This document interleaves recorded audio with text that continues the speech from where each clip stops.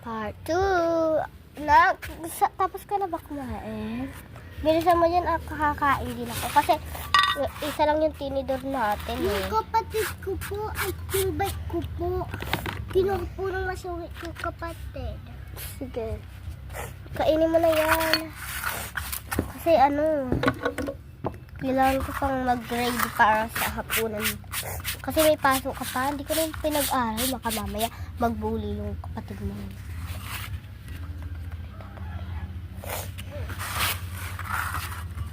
Yes, ilagay ko na ito dito.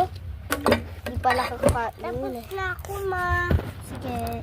Magpapasok na ako, ma. Okay. Hi, si Dila Kituwaya. Hindi siya uminom ng tubig. Nasaan ba yung tubig dito? Ang dami palang tubig. Ayaw niya uminom. Ayan. Tapos na siya. Hindi niya nainom. Hoy! Ma! Bakit? Kain ka pala, anak. Ito nga. Masakit doon. Bakit? May meeting. Meeting? Para saan? Para sa graduation.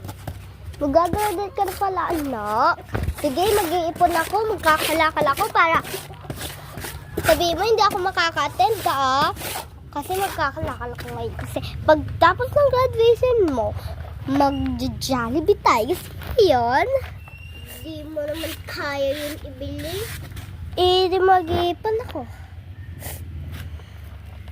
Kaya kumakaya mo. Sige, ayos na ako.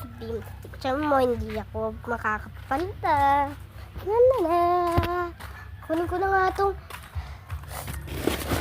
panuhan ko. Lagyan. Pagkain mo nga ako. O sige. Ipag-aahin naman kita. Sige, ipag-aahin kita.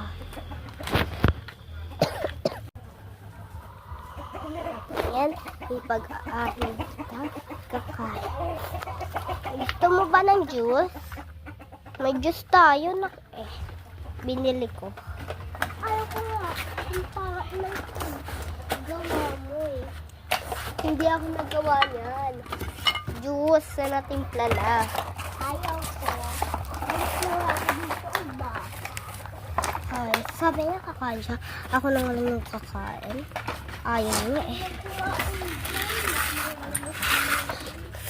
Ayaw mo ba? Patis yung ulam. Baho ng patis. Sorry kasi panis na to eh. Pag no isa